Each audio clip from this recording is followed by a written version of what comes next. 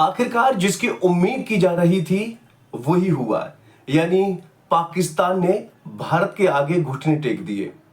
भले ही रीजन चाहे कुछ भी रहे हो, लेकिन जिस तरीके से ट्रंप द्वारा सीज फायर की घोषणा की गई उससे तमाम तरह के सवाल उठ रहे हैं, वो बात अलग है।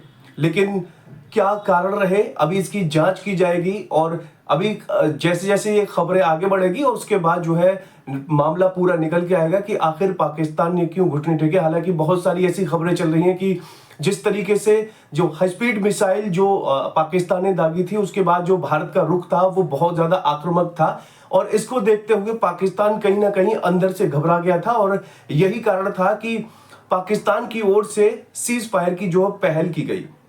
लेकिन ये पहली बार नहीं है कि पाकिस्तान ने भारत के आगे घुटने टेके हों। 1965, 1961, 1999 ऐसे तमाम सारे जो आपको उदाहरण देखने को मिल जाएंगे जब पाकिस्तान जो है भारत के आगे घुटने टेकता नजर आया।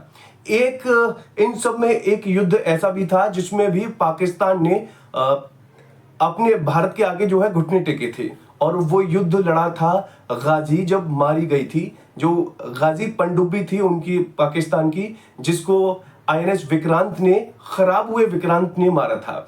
आखिर क्या थी वो कहानी, आइए मैं आपको पूरी कहानी बताता हूं कि कैसे वो युद्ध स्टार्ट हुआ और कैसे गाजी को गिराया गया, मारा गया, उसको तहस नहस किया गया और कैसे फिर पाकिस्तान ने भारत के आगे घुटने टेके।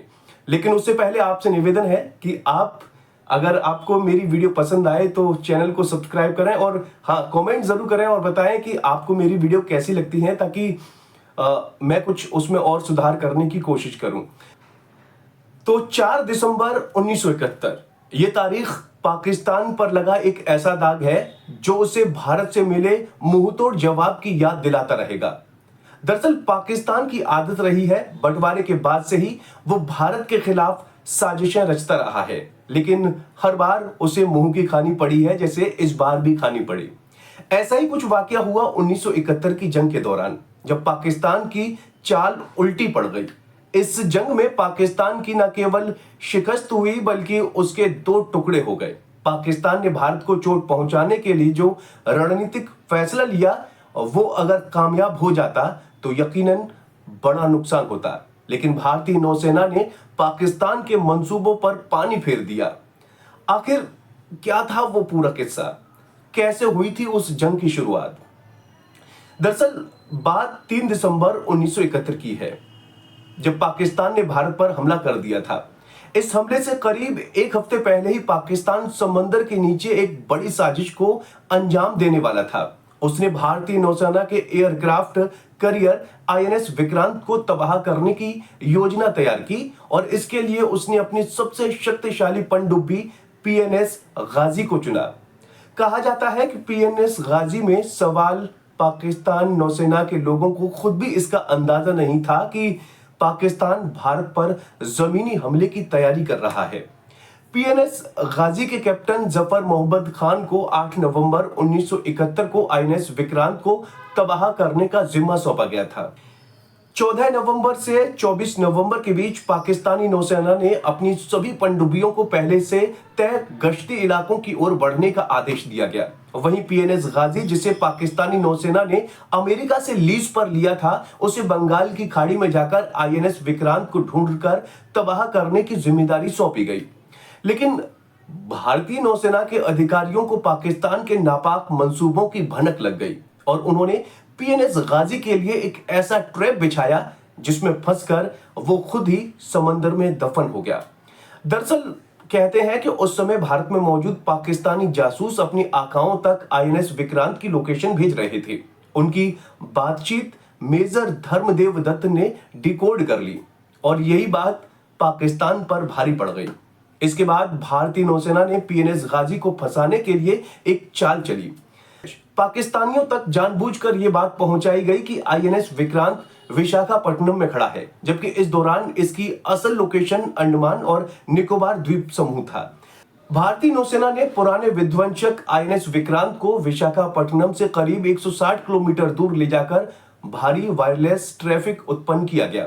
इससे पाकिस्तानियों को वाकई में ऐसा लगा कि आईएनएस विक्रांत शायद यहीं पर है। लेकिन वहां तो उसकी मौत खड़ी थी। दरअसल कराची से निकलकर श्रीलंका होते हुए पीएनएस गाजी 1 दिसंबर 1971 को रात विशाखापट्टनम के नेविगेशनल चैनल में दाखिल हुई। पाकिस्तानी नौसेना के अधिकारियों ने तय किया कि वो इसी जगह पर रुककर आईएनएस विक्रांत के बाहर आने का इंतजार करेंगे और फिर उस पर हमला कर देंगे। इस दौरान 3 दिसंबर को गाजी से निकल रही फ्यूज ने पनडुब्बी में सवार नौसैनिकों के लिए खतरा पैदा कर दिया। इससे कई नाविकों की हालत बिगड़ने लगी। पीएनएस गाजी के मेडिकल ऑफिसर ने सलाह दी कि गाजी को थोड़ी देर के लिए पानी के ऊपर लाया जाए और इस दौरान उसकी बैटरियां बदल दी जाएं। लेकिन सूरज की रोशनी में ऐसा करना मुमकिन नहीं था। उनके पास एक ही विकल्प था कि वो रात का इंतजार करें। उधर 3 दिसंबर की शाम करीब 6 बजे पाकिस्तान ने भारत पर हमला कर दिया। उसे उम्मीद थी कि दूसरी ओर से पीएनएस गाजी से भी जल्द कोई खुशखबरी मिलेगी, लेकिन ऐसा हुआ नहीं।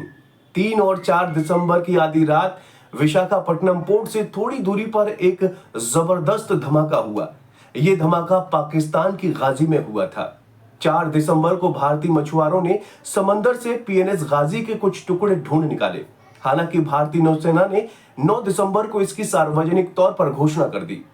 इस पनडुब्बी में 11 नाविक और 82 नाविक समेत 93 लोग सवार थे, जो कि पनडुब्बी में हुए धमाके में मारे गए। बताया जाता है कि पीएनएस गाजी में ब्लास्ट को लेकर कई तरह के दावे किए गए, लेकिन इनमें सबसे मजबूत दावा था पनडुब्बी में जरूरत से ज्यादा हाइड्रोजन गैस के जमा होने का।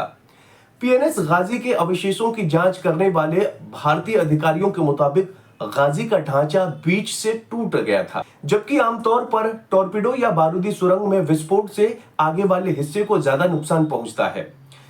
पीएनएस गाजी के समंदर में ही डूब जाने के ऐलान के करीब एक हफ्ते बाद 16 दिसंबर को भारत पाक के बीच शुरू हुई जंग खत्म हो गई। भारतीय सेना और बांग्लादेश की आजादी के लिए संघर्ष कर रहे मुक्ति वाहिनी ने ढाका पर कब्जा कर लिया। पाकिस्तान के 90,000 से अधिक सैनिकों को भारतीय जनरल के आगे सरेंडर करना पड़ा। इस जंग की समाप्ति के साथ ही पूर्वी पाकिस्तान 2 हिस्सों में बंट गया, जिसे एक को बांग्लादेश के तौर पर मान्यता मिली। ये भारत की बहुत बड़ी जीत थी और उसके बाद ये जो है सीज फायर हुआ। उम्मीद है जानकारी पसंद आई होगी। आपका इस बारे में क्या कहना है कमेंट करके जरूर बताएं और चैनल को जरूर सब्सक्राइब करें।